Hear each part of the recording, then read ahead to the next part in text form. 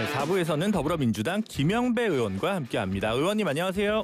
네, 안녕하세요. 김영배입니다. 네, 지금 워크숍 중이시라고요. 민주당 전체. 예, 우리 전국 지역위원장들, 그러니까 국회의원들하고 원외 지역위원장 모두가 모여서 이재명 정부의 성공을 위해서 이렇게 결의대회도 하고 뭐 그런 모임을 하고 있습니다. 네, 사실 지난주에 저희가 섭외를 요청드렸을 때는 외통위원이셔서 APEC과 이후에 관세 협상 이후에 뭐 이런 정책적 이야기를 나누려고 요청을 드렸는데 네네. 주말 사이에 전직 민정비서관 출신으로 섭외 내용이 바뀐 것 같습니다. 네네.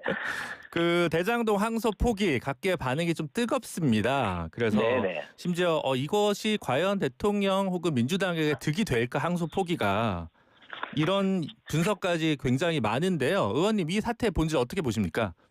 예, 이 문제는 사실은 그동안 정치검찰이 지나치게 답정너 수사를 하고 그냥 자동 기소 연장을 해가지고 계속 항소를 하고 하면서 자신들의 권력을 자신의 입맛대로 활용해온 그런 정치검찰의 행태 때문에 발생한 일이고요. 이번에 이 일은 형사소송법 361조 5항에 보면 항소 이유가 있는데요. 그 이유에도 이번에는 항소 자제를 하는 게 법적으로도 정확하게 부합하는 아주 정당한 저는 판단이었다 이렇게 생각하고 검찰총장도 그 점에 대해서는 분명히 밝히고 있다 이렇게 볼 수가 있습니다. 따라서 이 문제는 결국 정치검찰들이 자신의 권력을 그리워하면서 벌이고 있는 일종의 항명사태다. 이게 본질이다 이렇게 말씀드릴 수가 있습니다. 네, 근데 조금 오해를 살 수 있어서 정정 때문에 질문을 드리는데 어쨌든 1심에서 유죄가 나온 거 아니겠습니까?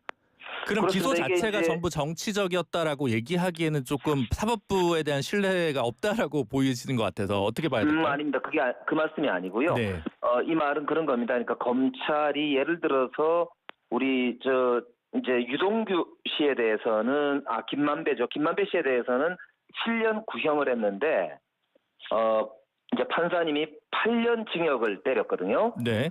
정민영 변호사에 대해서는 5년 구형을 했는데 6년 징역을 때렸단 말입니다. 네. 그러다 보니까 이런 경우에는 보통 검찰이 항소할 때, 즉 우리가 기소한 내용하고 판결 내용의 차이가 많이 납니다. 이거 다시 한번 판단해 주세요라고 2심을 올릴 때는 여기 아까 말씀드렸던 361조 5항에 보면은 형의 양정이 그러니까 절반 이하여서 너무 이게 적게 나왔다든지 아니면 판사님이 사실관계를 오인하셔가지고 이건 판결을 잘못하신 겁니다.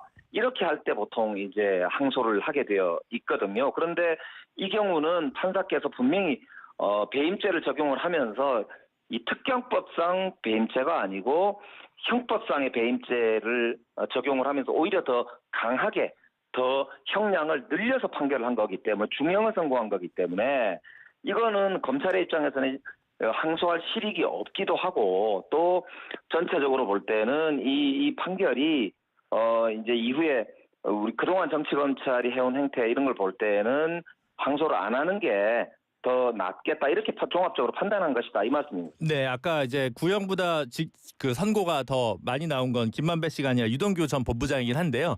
어쨌든 취지는 충분히 이해를 하셨을 거라고 생각을 하고 그런데 이제 그렇다 하더라도 그러면 2명 유동규, 정민용 2명은 구형보다 선고가 더 나왔으니까 항소를 포기하더라도 나머지 3명에 대해서는 항소를 할 수 있는 거 아니겠습니까? 그러다 보니까 조금 논란이 될 수 있는 것 같은데요. 예, 나머지 분들 같은 경우도 보면은 본인들이 일단 불복해서 항소를 했거든요. 네. 그렇기 때문에 본인들은 본인들대로 이제 2심 가서 또 이제 그 형량을 다투게 될 거 아닙니까? 그렇기 때문에 이 문제는 검찰총장과 서울지검장 등이 협의를 통해서 결정을 했다 이렇게 이야기를 하고 있고 법무부 장관도 거기에 대해서 관여한 게 전혀 없고 그냥 객관적으로 판단해 달라 이렇게 이제 이야기를 했다는 것이기 때문에요. 이 문제는 그렇게 큰 논란이 있을 게 아닌데다가 사실 그동안 검찰의 행태를 보면은 윤석열 대통령 지난번에 이제 그 석방될 때 말입니다. 지규현 판사가 희한한 그 판결을 했을 때 그때 보면은 즉시 항고도 오히려 심우정 검찰총장은 포기했었단 말이에요. 당연히 판사들께서 특히 법원 행정처장의 대법원 판사 아닙니까? 이분도 이거는 즉시 항고를 했었어야 되는데 이해가 안 간다 이렇게 얘기했을 정도로 법조계에서는 도저히 이해할 수 없는 일이 벌어졌는데도 친윤 검사들을 포함해서 단 한마디 말도 없었단 말입니다. 조금 전에 인터뷰도 들었는데요. 저는 김재원 최고도 완전히 거꾸로 된 정말 정치검찰 같은 말만 반복하시던데 매우 황당무계한 궤변이다. 그래서 이거는 그야말로 정치검찰의 적반하장이다. 이렇게 보는 것입니다. 네, 검찰의 그 선택적 항명에 대한 분노를 가지신 분들은 적지 않을 거라고 생각이 들기는 하는데요. 네네. 이제 그때 항고하지 않은 거, 이번에 항소를 안 한 거 둘 다 잘못했다고 생각하시는 분들도 많이 있을 수 있지 않겠습니까? 예, 뭐 그렇게 이제 비판을 하실 수 있는 분은 계실 수 있겠다고 생각이 되는데요. 네, 근데 이제 이 관련해서 이제 대통령실의 외압 혹은 지시가 있었냐 없었냐와 관련해서 대통령실은 지금 사후 보고를 받았다라고 이제 입장이 나온 것 같습니다. 이제 한겨레 네네. 보도가 됐는데요. 의원님께서는 이제 문재인 정부 당시에 민정비서관으로 재직을 하셨잖아요. 근데 네, 맞습니다. 이 정도 중요한 사건이면 사실 항소, 그것도 이례적으로 항소를 포기하는 거면 사전에 민정수석실이랑 조율하는 게 당연하다고 생각할 것 같거든요. 서초동의 상식으로는. 그런데 이제 이제까지 대통령실이 그렇게 개별 건에 대해서 수사를 지휘하거나 아니면 수사의 어떤 처분에 대해서 구체적 개입을 할 경우는 법적으로 문제가 되거든요. 네. 그렇기 때문에 그걸 잘 알고 있는 현재 봉욱 민정수석을 비롯해서 우리 현재 대통령실의 민정 라인이 저는 개입했을 리가 만무하다고 생각하고요. 특히 이것은 대통령실이 개입할 문제도 아닐 뿐더러 정성호 법무부 장관조차도 이거는 수사지휘권을 공식적으로 행사한 것이 아니기 때문에 수사지휘권을 발동하지 않고서 이런 문제에 직접 개입했다고 하면은 이게 문제가 될 소지가 있기 때문에 저는 뭐 정성호 장관 포함해서 저는 개입하지 않았을 것이다라고 하는 그 해명이 옳다 이렇게 믿고 있고요. 만약에라도 이게 나중에 사후에라도 그런 것들이 이제 만약에 드러난다면 그건 문제가 되겠죠. 네.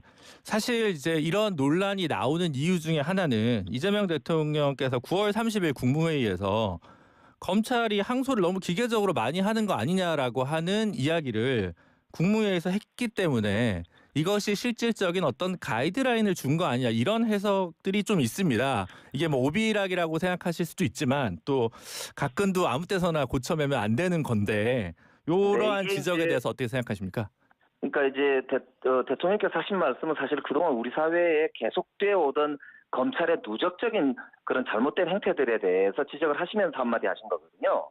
특히 최근에 이제 1차 검경 수사권 조정 때 보안 수사권 문제를 포함해서 이제 있었던 게 지금 지난번 우리 윤석열 정부에서 도대체 어떻게 정치 검찰이 이거를 검찰 독재를 이어가는지에 대해서 우리가 똑똑히 봤기 때문에 이번에야말로 제대로 된 검찰개혁, 특히 공소청, 기소청 이렇게 이제 나누어지는 게 1년도 안 남았기 때문에 검찰개혁을 확실하게 해야 된다는 이런 어떤 국민적 명령, 이런 것들은 이제 실현하자는 과정에서 이제 아까 검찰이 누적해왔던 문제들에 대해서 지적을 하신 거였다, 이렇게 보시면 될 것 같고요.